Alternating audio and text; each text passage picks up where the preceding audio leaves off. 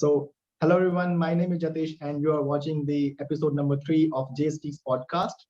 And today I am having very special guest, Sachin. So before starting about what we are going to discuss today, let me introduce Sachin.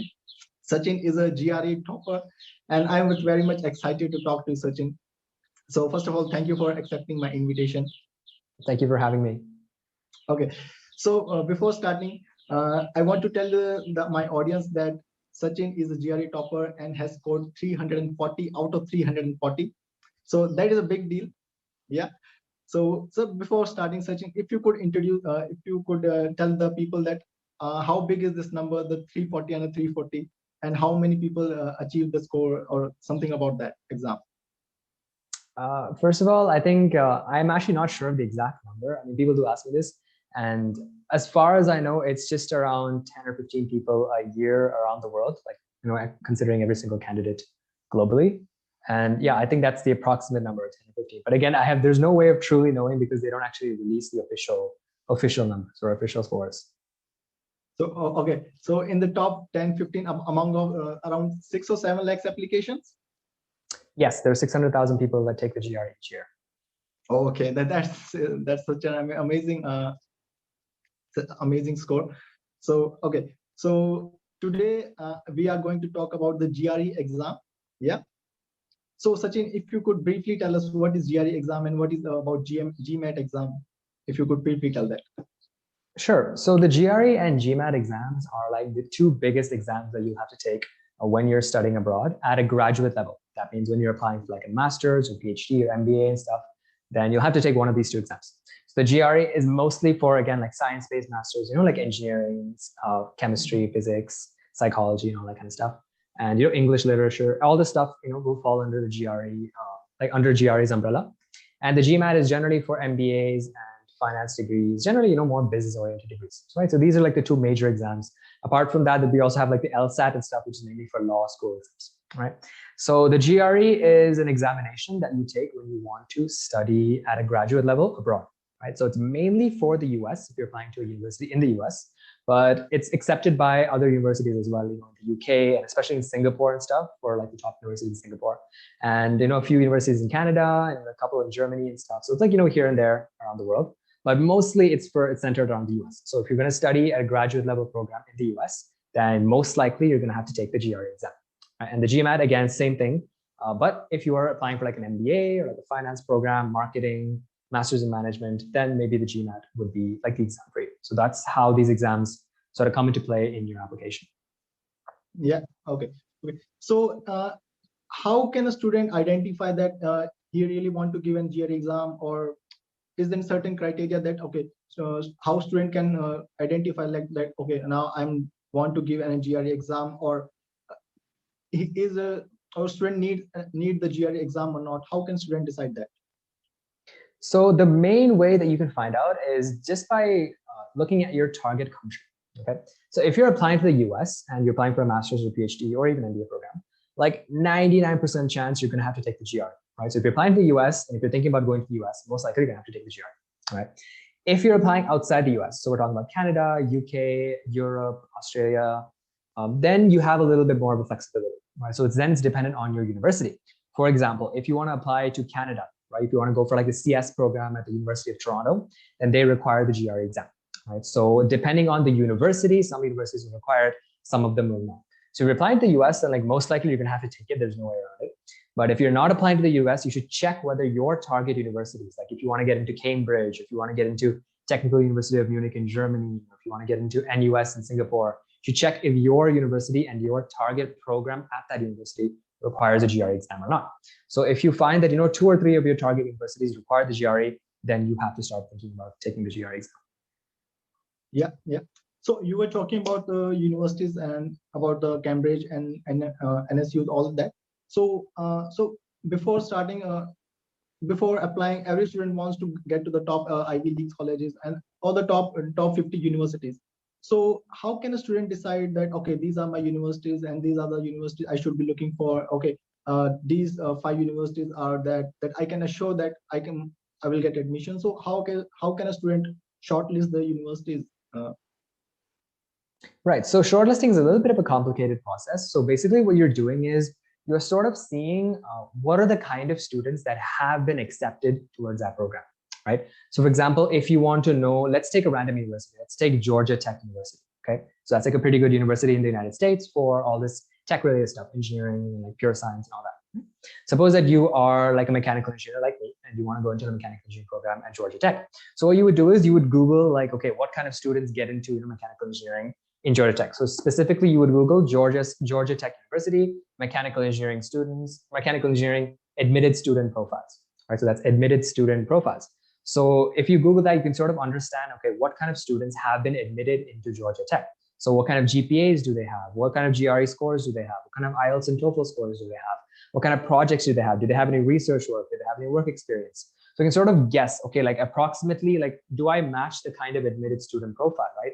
Is my GPA approximately where Georgia State is expecting? Is my GRE score approximately where Georgia State is expecting?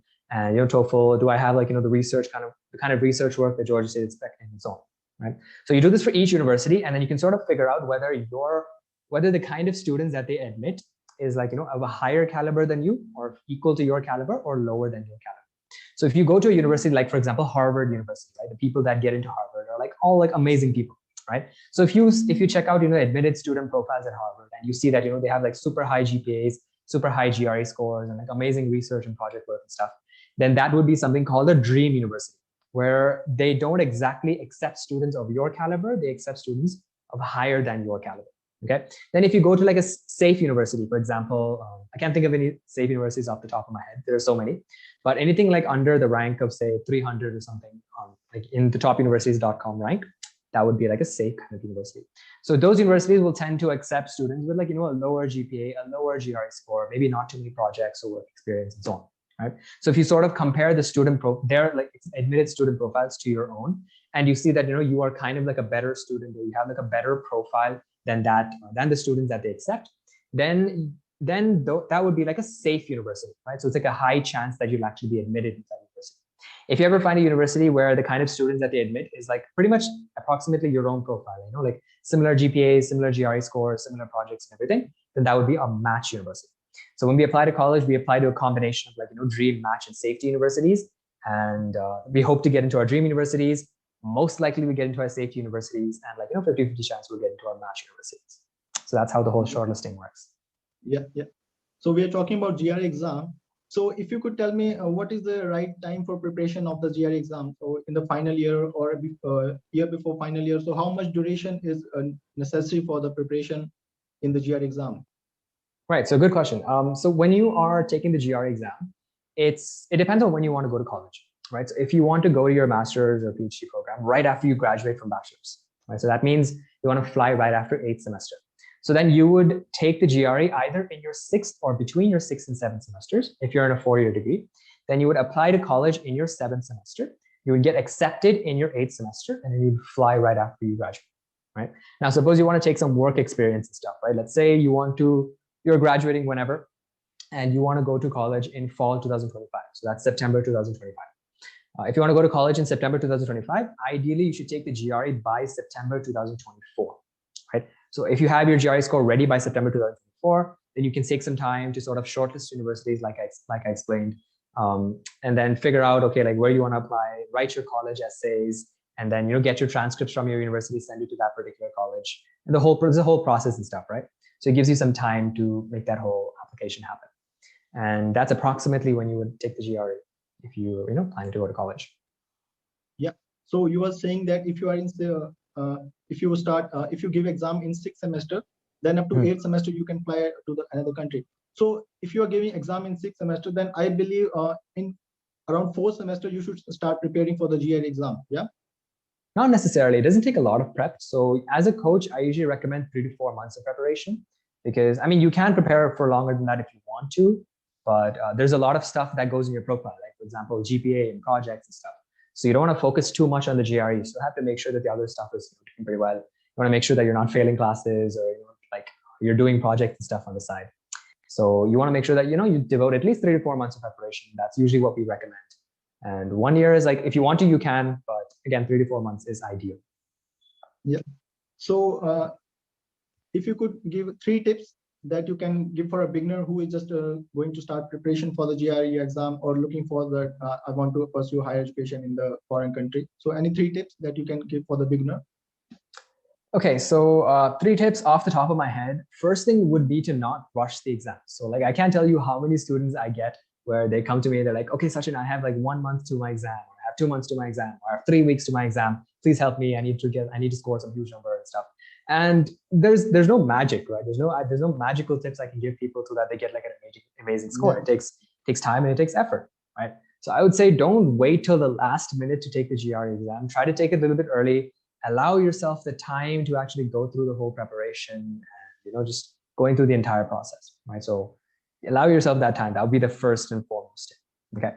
Second tip I would recommend is you get the ETS official guide to the GRE textbook. Okay, so it's called ETS official guide to the GRE general test, GRE general revised test, something like that.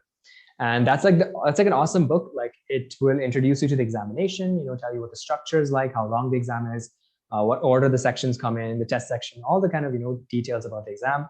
But most importantly, it's the best book to get because it's actually made by the people who actually make the examination. Right? So ETS is the company that makes the examination.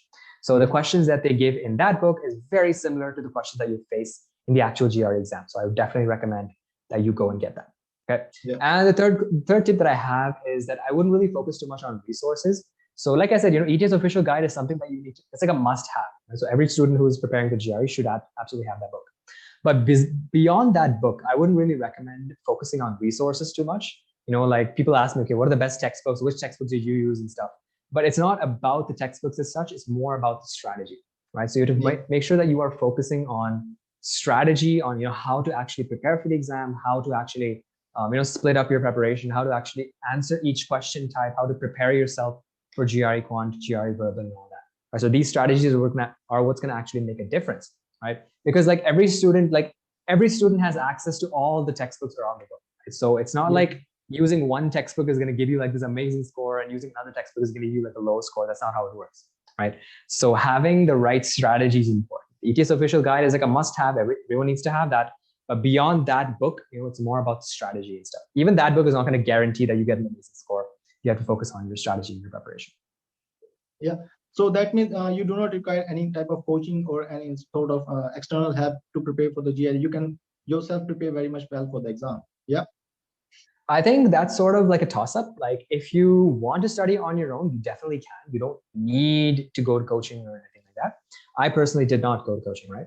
But if you want to go to coaching, it will help make things a little bit easier, right? So right now, as a GRE coach, I help students. I give them strategies. I give them preparation plans. I tell them, okay, like take these practice tests, go to this vocabulary list, so on, right? So having a little bit of guidance, having someone to sort of ask help when you get lost, like, hey, okay, I'm having trouble in this section.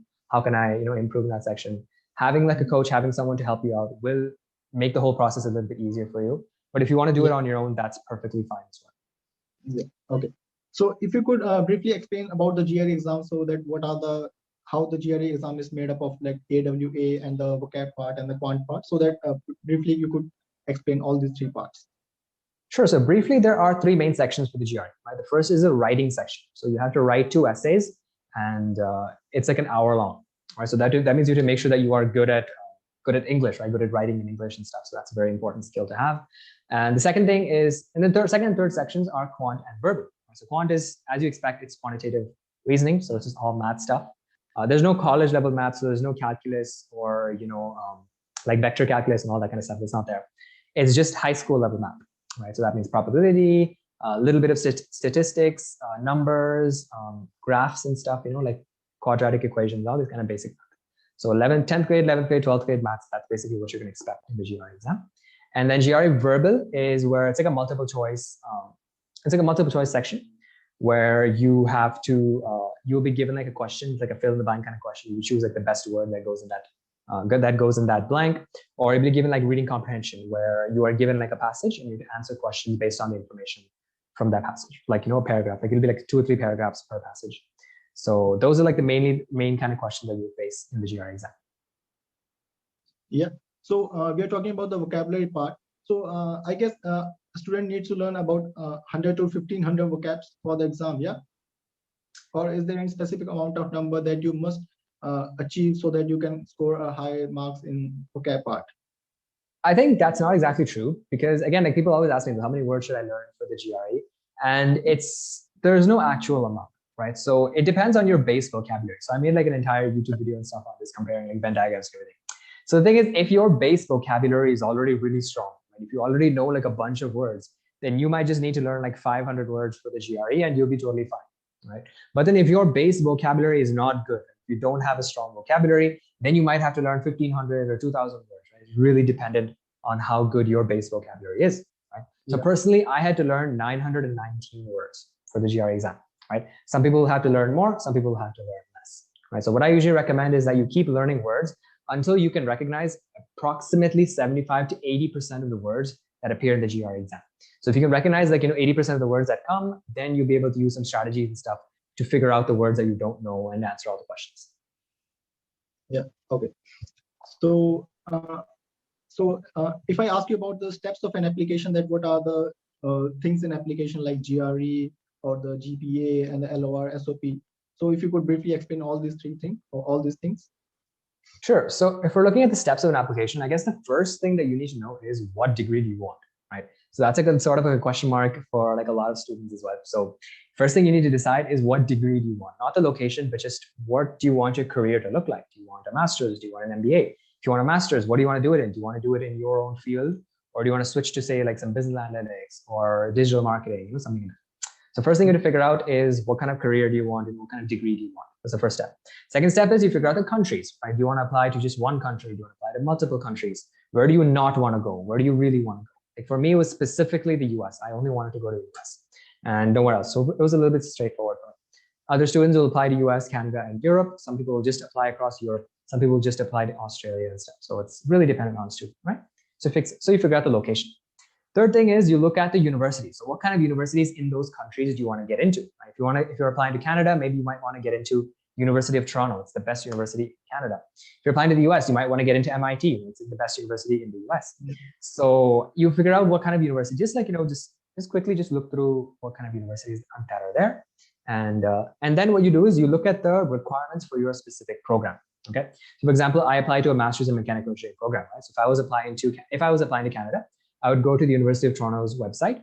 I would search for their mechanical engineering program, and I would look at the admission requirements, right? So what are they looking for? Do they need a GRE? Do they need TOEFL or IELTS? Do they have a preference between these examinations?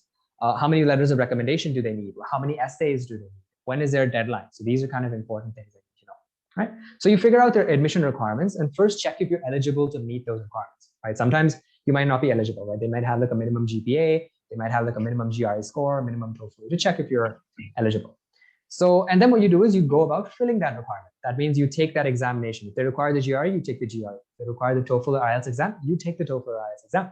If they require 3 recommendation letters, which is what most colleges require, you find 3 recommenders who are willing to recommend you, mostly your professors or your bosses or something like that. And you try to finish that entire admission requirement within the deadline. That means you take the exam within the deadline, you write your essay within the deadline, you get your recommendations in within the deadline, everything you do before the deadline, right? And then you start your application. There's like a start application or apply now button in the university website.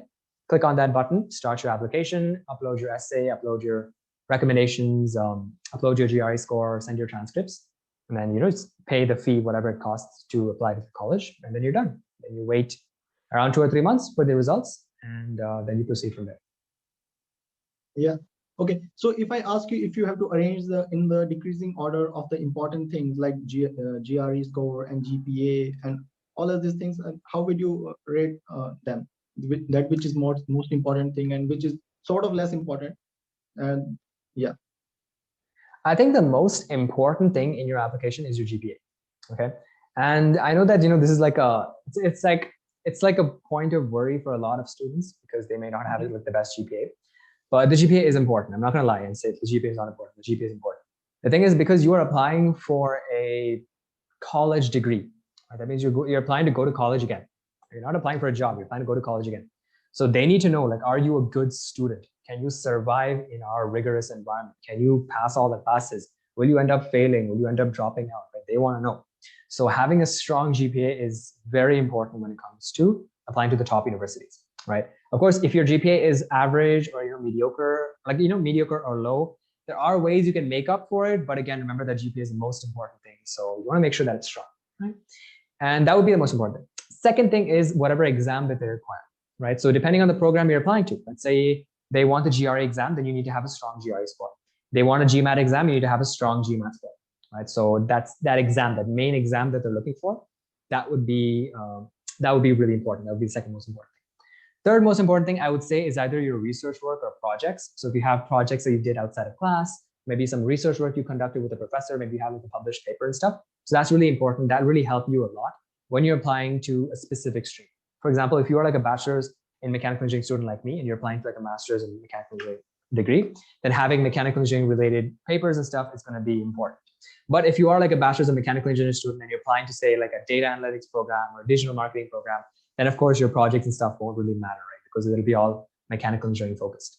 Okay. Yeah. So that's in that specific case and it would not matter. Then after that, of course, your statement of purpose. That means, do you have any strong career goals? Have you really thought about why you want to apply to this university? Have you really thought about what exactly you're looking to gain from the university? And then your letters of recommendation. So like your professors, like, are they writing you some basic letter of recommendation, or are they stating like, hey, this person is really awesome, you should have them in your university, and these are the reasons why you should have them in your university, are they low or strong? So these are like the most important things. And then less important things would be stuff like, work experience, internships, volunteering, what else? Entrepreneurship. Yeah, all these kind of things are like small things on the side, but they're not like, they're not like they don't play any really major factor in your application. Okay, so this is what I discuss is mostly for a master's. For PhD, research is going to be like super important. And for MBA, then they're going to look at extracurricular activities as well. For master's, they don't really look at it much. Yeah. So you were talking about SOP, the statement of purpose. So SOP is the thing that really haunts me when I think of that. Let me apply to the foreign university. Then SOP is the thing that really haunts me. That okay, so what is my purpose? So what are they looking at my profile? So statement of purpose is actually the reflection of the student. That okay, why the student wants to go in your university. Yeah.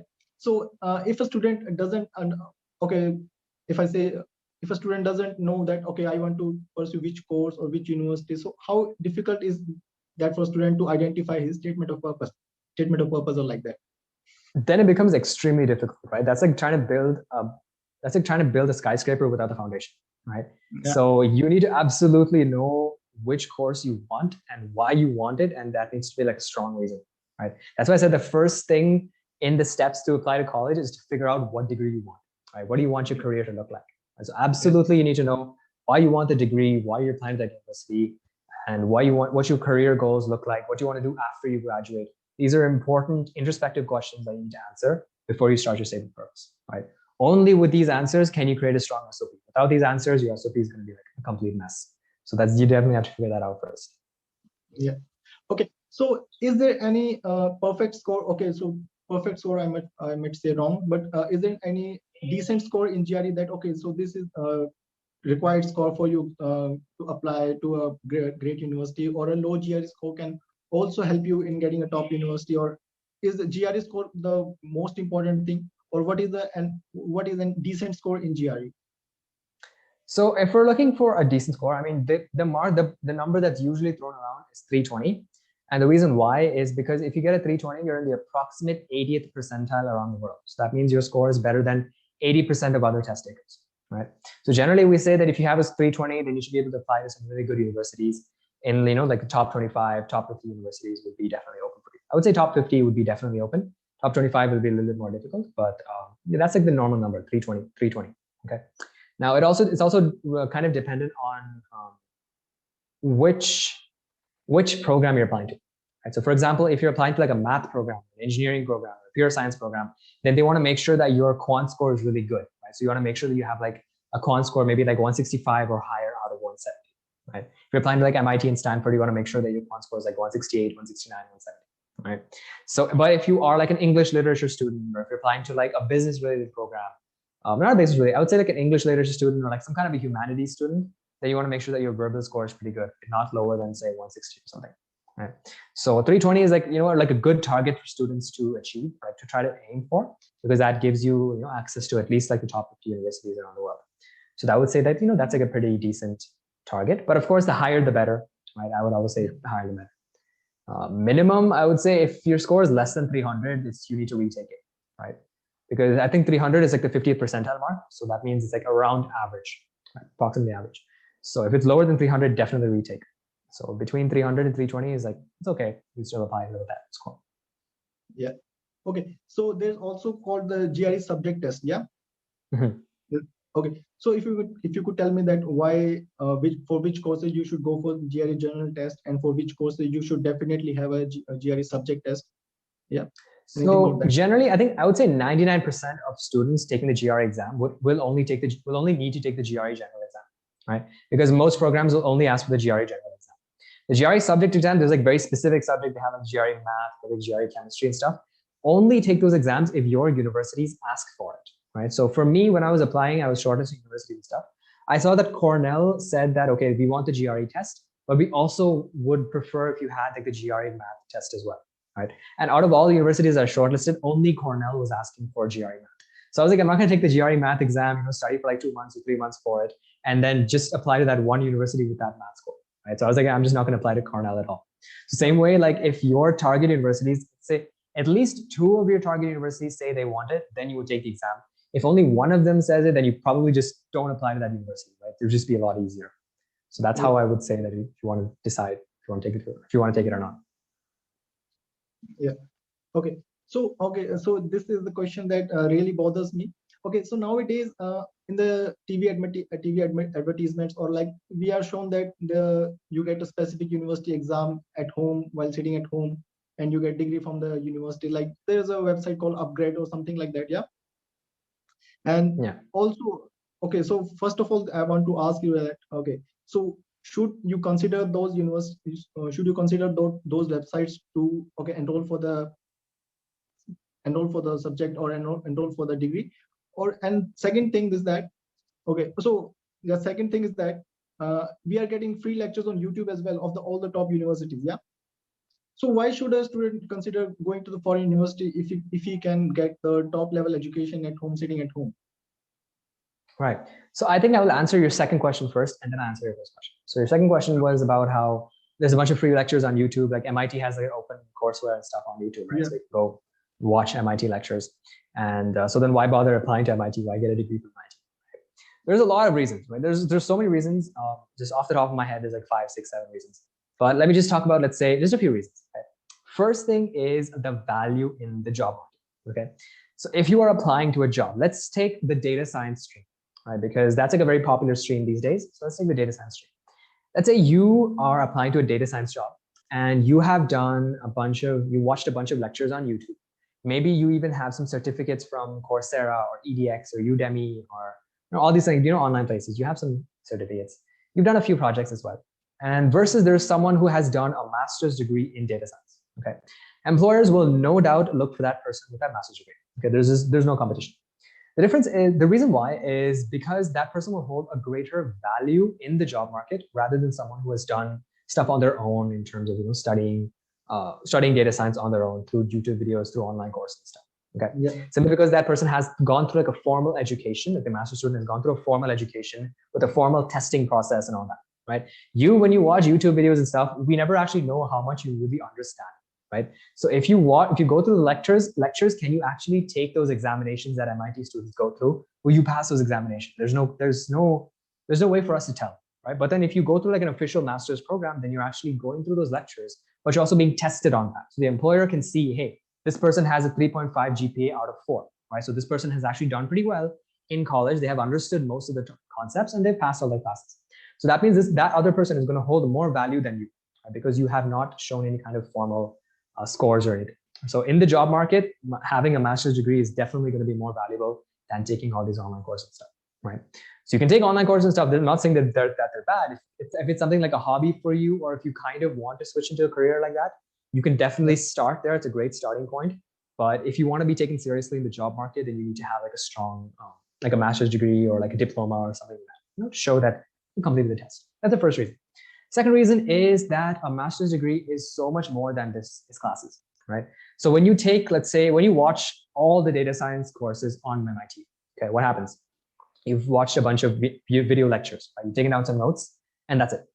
Whereas when you go actually attend those classes at MIT, what happens is you are actually a part of that group, part of that class. That means you can interact with a professor. Whatever doubts that you may have, you can talk to a professor. Whatever ideas you may have about the class, whatever new project and stuff you want to create, you can talk to professors. The whole professor is there for you. Second thing is group projects, right? So you're going to be participating in projects with other MIT students who are also super brilliant, just like you if you're in MIT. So you're going to be participating in group projects with those students. You're going to be working in like a group environment, which is very close to an actual job environment, right? Because in an actual job, you're going to be working with other people. So you're missing that when you are studying, when you're taking classes online.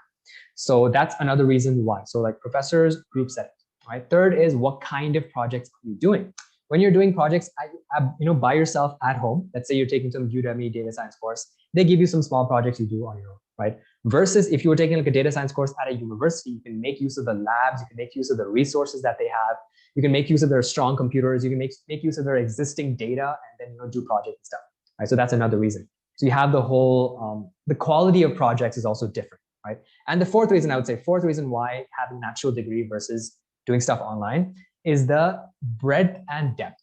Okay, so when you are doing like a master's degree, right, it's not just you are learning, let's say data science, you're not just learning all about data science. There's a lot of depth, right? You can get the similar depth when you're doing online courses, very possible, but you don't get breadth, right? So when you're taking a master's course, you can take electives as well, right? For example, let's say you're doing the data science program and you choose to do a business analytics course. So what would you learn? You would learn exactly how businesses gather data, how that data is processed, and how that data is used to make decisions for that business, right? In a business environment, what kind of data is important to businesses, what kind of parameters are important when analyzing those things, and what impact can it really have on a business, right? So then if you want to get into like a business and stuff, in like a business analytics role, you have that kind of exposure to business analytics, right? In your master's in data science course, right?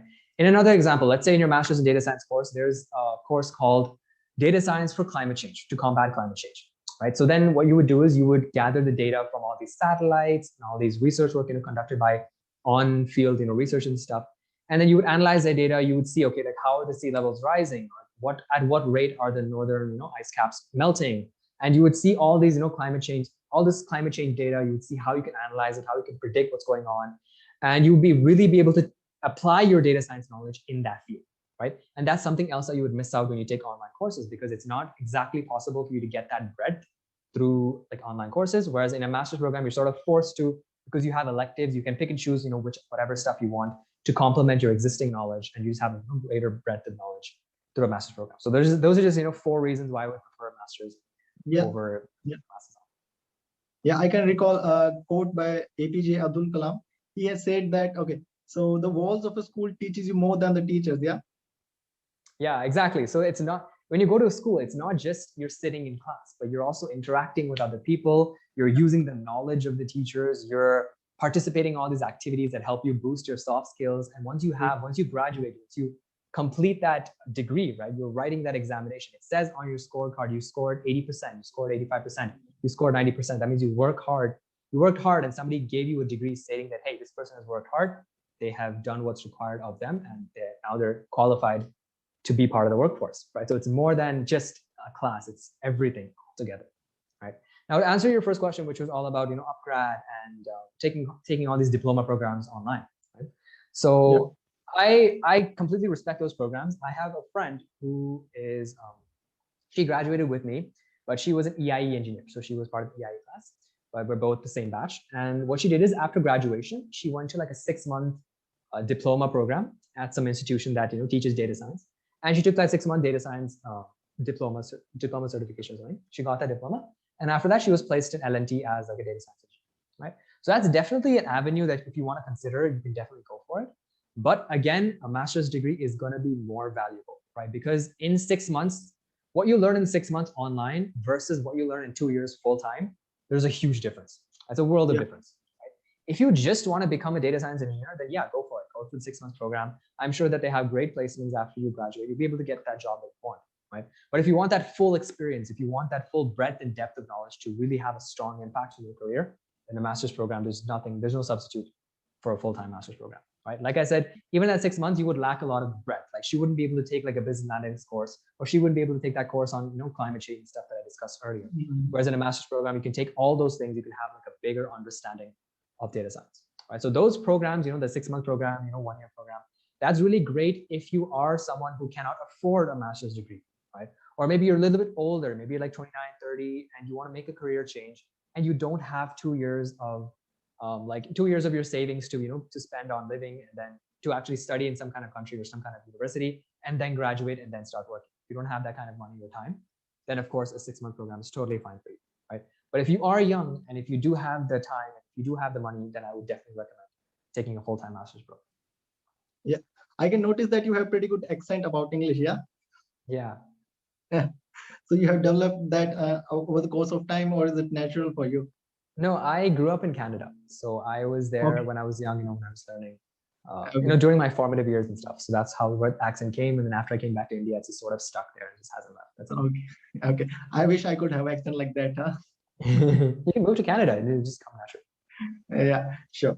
Okay. So we were talking about the job. So is education or degree necessary really to get a job? Because I have read in newspaper articles that, okay, so the big companies actually do not, they say that they actually do not require a college degree to apply for them. Yeah. They say that, okay, you should have skills, and that's what only that required for their job.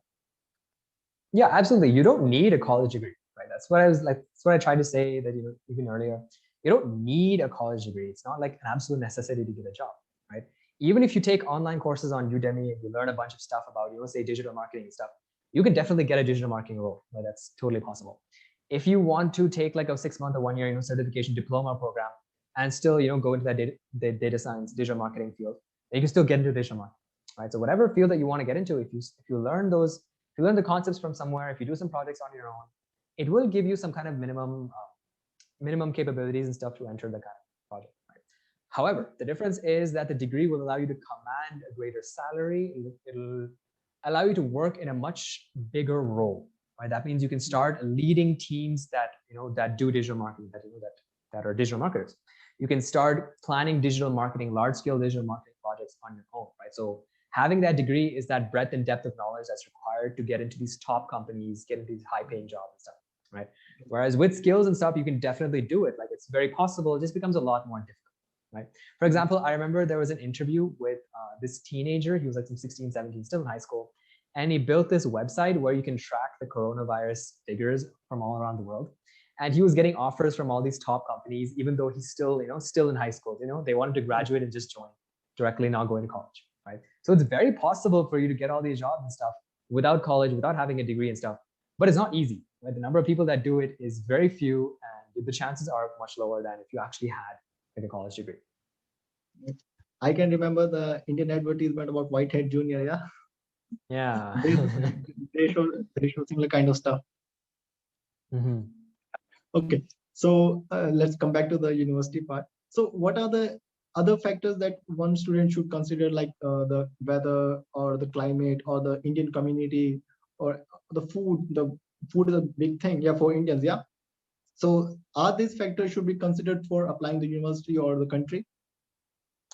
I think it depends on what's important to you, right? So for me, like the food thing is not a very big deal. Like as you can tell, from my accent, I've lived abroad and stuff, so I can go without eating Indian food. Right? But if you are someone who's lived in India all your life and you go abroad and you miss home food and stuff, then you should probably think of going to like a place where there's a lot of Indian restaurants, a lot of Indian food and stuff, right? So I think it really depends on person to person, depending on what's more important to you, right? For example, some people will not want to apply to Europe and stuff because it's really cold in Europe, right? It's cold all the time.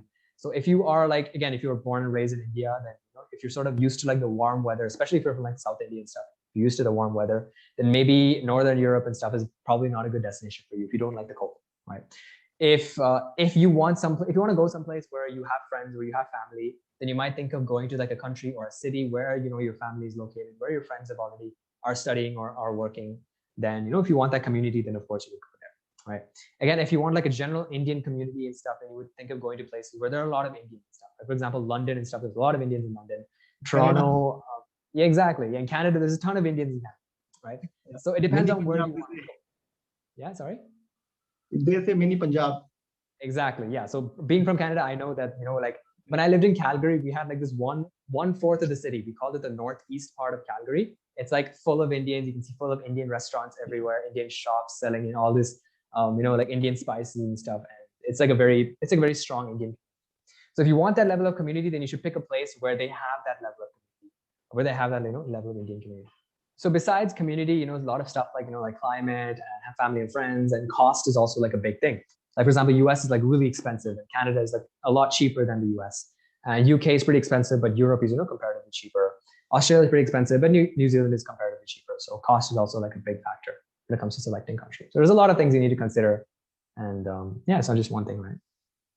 Yeah. But in terms of, but if you're looking for, I would say that if you're looking for quality of education, the United States is like #1. So they, they're like chart toppers when it comes to top universities around the world. If you just look at the top 25 universities, the United States has like some 19 or like 15 or 19 universities in that top 25. So US sort of dominates the charts for top university rankings.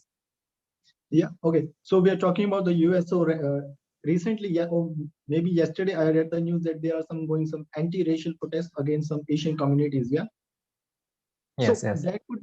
So that could be the reason for deciding the country, that you feel safe in the country or you may face any racial discrimination. Yeah. And recently, just 1 second. And recently there was news about some Indian girl that was standing up in the Oxford University for the, something news like that. Yeah. Have you heard that? I think I've heard of like a lot of these instances where where different races are targeted. It's not just the US, like you said, of course, like UK is also like a big thing, right? Mm-hmm. So I think that if you go to the US and if you go to the UK and stuff, these are racially charged places. So that means there's always going to be a little bit of conflict. There's history of conflict in those particular places, right? So if that is important to you, and if that is something that really worries you, then maybe you should not apply there, right? Only if you're okay with that, only if you feel that, okay, like, even though that's there, I'm still going to go there. That if you're still adamant about going there, then of course you can apply. So that was not, personally, it was not a big deal for me. That's why I chose to apply, right? If that is a big deal for you, then you should choose countries where those cases are a little bit more rare. For example, Canada or Australia or New Zealand and stuff, they're a little bit more welcoming, right? If you go to the US, if you go to the UK, you definitely can't expect stuff like this. Because I remember like back in the UK, when all this Brexit stuff happened, and they had a lot of racially charged moments and stuff. And even the US currently, they have a lot of these racially charged moments. So it will happen in a lot of these countries, and you just really have to be thinking about, is this important to you? Is this one of the things that can deter you from applying to that country? Right? If it is, then of course don't apply there. If it's not a big deal for you, then go ahead. Right? So it's really dependent on the person. Yeah. So I think it's a pretty long conversation. Yeah, it's been a long. Yeah, but it was fun. It was fun.